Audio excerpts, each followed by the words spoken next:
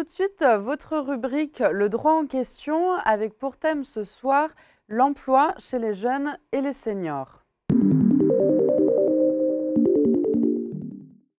Pour répondre à mes questions, mon invité Maître Schifferling, spécialisé en droit du travail. Bonsoir Maître. Bonsoir. Alors aujourd'hui, on s'intéresse au travail donc chez les jeunes et chez les seniors. On sait que c'est des catégories qui sont assez touchées par le chômage et la difficulté de trouver un emploi. En 2014, on recensait 25% de chômage chez les jeunes actifs de moins de 25 ans, seulement 7% chez les seniors, mais la difficulté chez les plus de 50 ans, ça va être davantage de retrouver un emploi après la perte, un licenciement ou autre. Donc première question, l'employeur est-il libre d'embaucher qui il veut ? Bien évidemment, l'employeur peut embaucher tout salarié de son choix, tout futur salarié de son choix. La loi encadre néanmoins l'embauche de certaines populations particulières en ce qui concerne les jeunes, les seniors, les femmes, les travailleurs handicapés et les travailleurs étrangers. Alors, est-ce qu'un employeur peut refuser de m'embaucher en raison de mon âge ?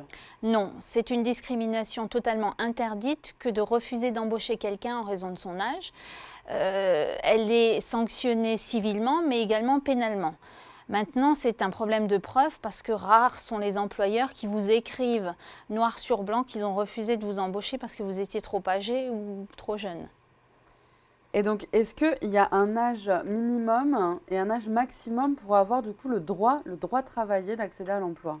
Oui, oui et non. En ce qui concerne l'âge minimum, il faut savoir que le législateur a réglementé les emplois, notamment les emplois des jeunes, pour les protéger. Donc, en dessous de 16 ans, normalement, on n'a pas le droit de travailler. Il y a plusieurs exceptions. Ce sont les contrats d'apprentissage, ce sont les formations en alternance.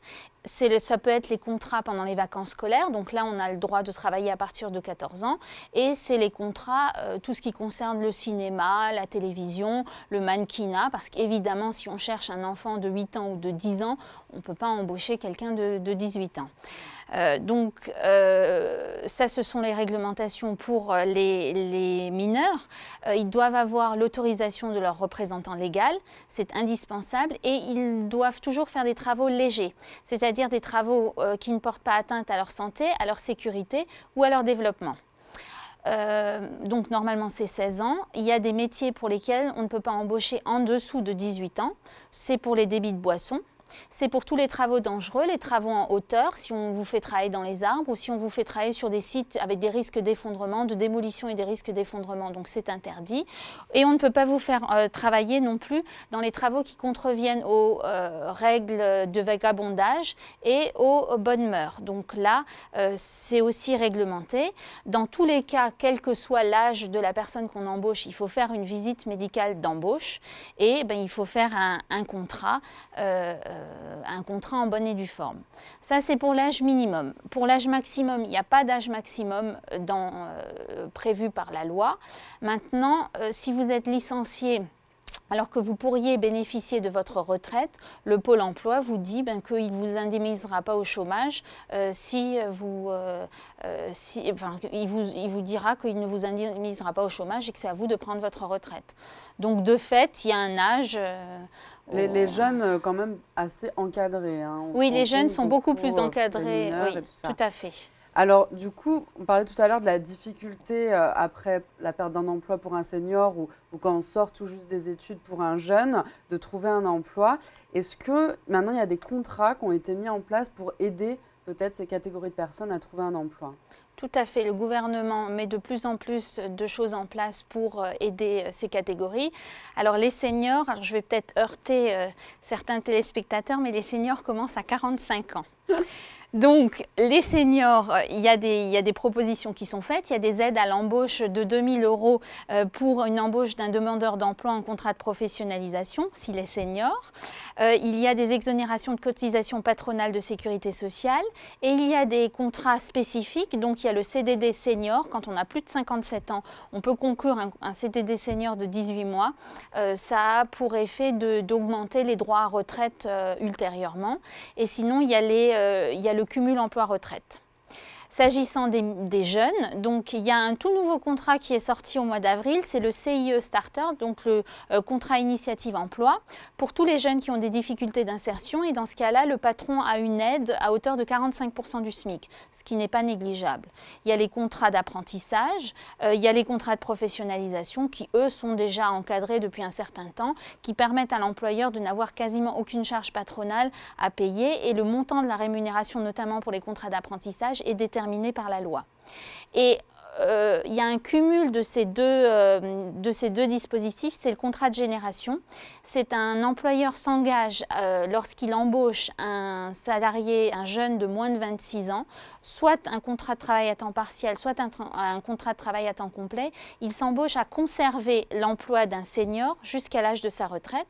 Et s'il fait, donc c'est un binôme junior-senior, et s'il fait ça, il a des exonérations de charges.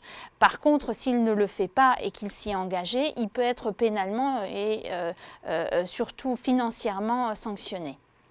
Donc ça, c'est le Pôle emploi hein, qui met un petit peu tous ces contrats en place pour guider les gens. Tout à fait. Le Pôle emploi est là pour expliquer les différents contrats parce que c'est vrai que ça change tout le temps et que c'est compliqué.